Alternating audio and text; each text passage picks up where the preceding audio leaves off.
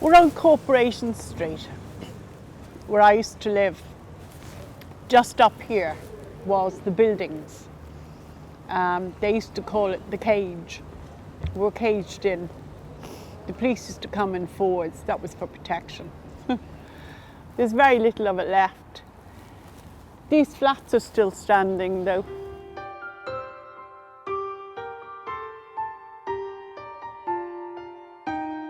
This is the Regina Tralee Hostel, where I stayed with the ma when Dixa ran off and left her, taking our money, and we'd nowhere to go. We came here. And then later on then, when she had Charlie. Holy pictures. My God, it's a time warp. If you were late, you got locked out. That was the ma's worst fear. I can still hear her. Come on, hurry, you have to walk. We'll be left sleeping out if we don't get a move on. So we used to tramp the streets all day long, waiting to come back here and fall into the little narrow black iron single beds. We would be weak with the hunger, Charlie. But the funny thing is, you seldom cried. You were used to the hunger by then, so was I.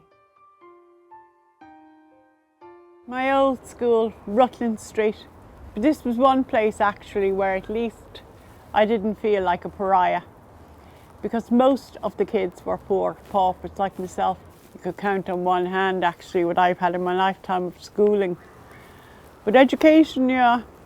In the early years actually with Jackser, God, I learned a lot from him. Did I just? It was like being, you know, a deer.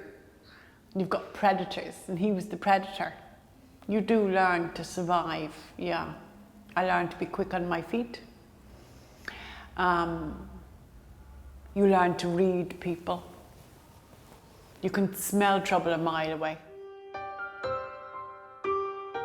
Dublin Castle, where we're standing here now, certainly brings back memories to me, small child, desperado, most wanted, up here for robbing butter. But I helped myself to 2 pounds of butter, slinked out the door,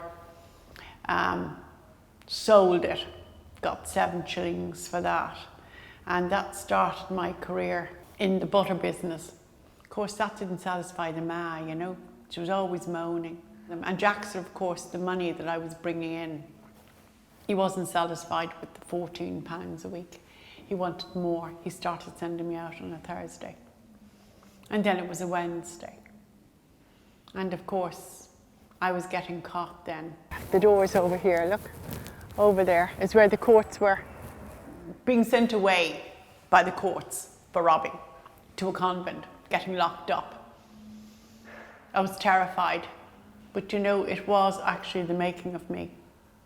It changed my life completely, because what happened was I was able to leave the ma and Jackser and all that behind.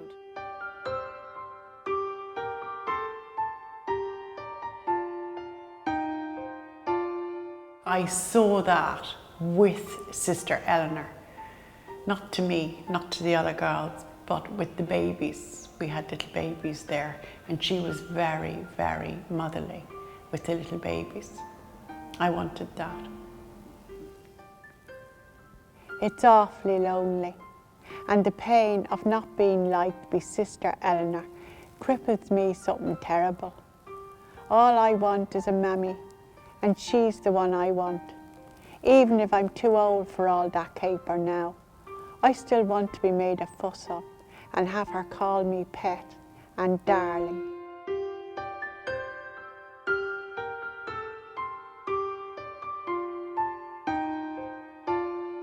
I suppose I developed from being a young girl wanting the love of a mother, a father, family,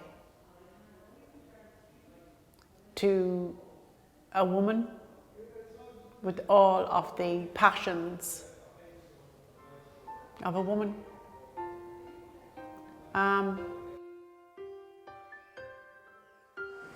Unrequited love really is what it was. I mean, he loved me, but not enough.